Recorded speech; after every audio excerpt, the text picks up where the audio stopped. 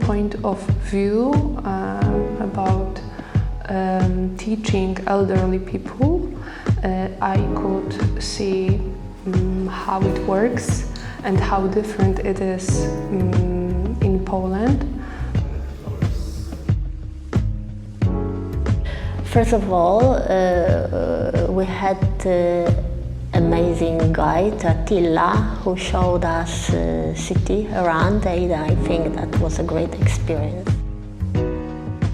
It was really moving to see people, for example, during the dog therapy, how the dog and others were involved, and it was really moving, yes, because it's the future of all of us. Yes, sometimes we don't think about, but it's really good to experience different stages, different things in our life, because we'll be old people also in the future. So that's why I think it's important to experience even this kind of things.